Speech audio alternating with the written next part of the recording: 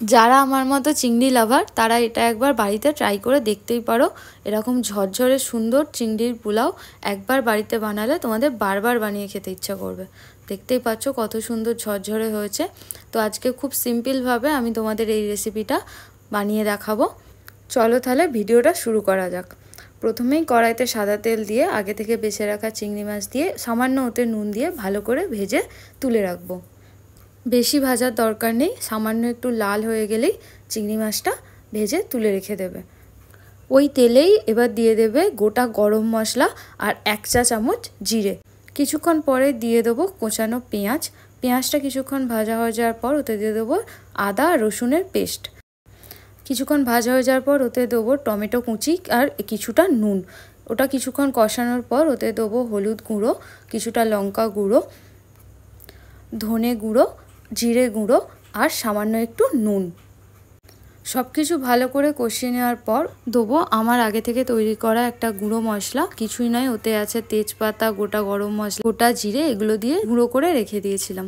তারপর এতে দিয়ে দেবো আগে থেকে ভেজানো চাল।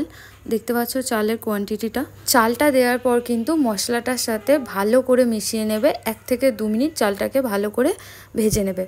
তারপর দেবে 1 চামচ ঘি।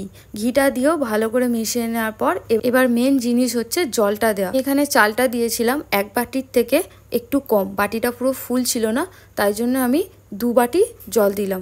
ঢাকা দেওয়ার আগে দিয়ে দেবো 1 চামচ গোটা গরম মশলার গুঁড়ো আর 2টো কাঁচা লঙ্কা।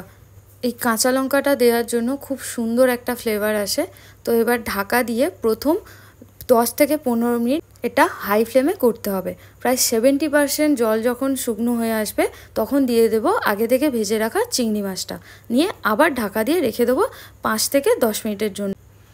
হয়ে গেছে। এবার দেখো কত সুন্দর ঝরঝরে হয়েছে রাইসটা। এটার গন্ধটাও খুব সুন্দর আসে, এই কাঁচা লঙ্কাটা দেওয়ার জন্য আরও সুন্দর একটা ফ্লেভার আসে। দেখতে পাচ্ছ কতটা ঝরঝরে হয়েছে। তো যারা চিংড়ি খেতে ভালোবাসো একবার এটা বানিয়ে দেখো। যারা নতুন আমার চ্যানেলে ভিডিওটা দেখলে তারা অবশ্যই চ্যানেলটি সাবস্ক্রাইব করে দিও। ভালো লাগলে লাইক, কমেন্ট আর শেয়ার করে দিও।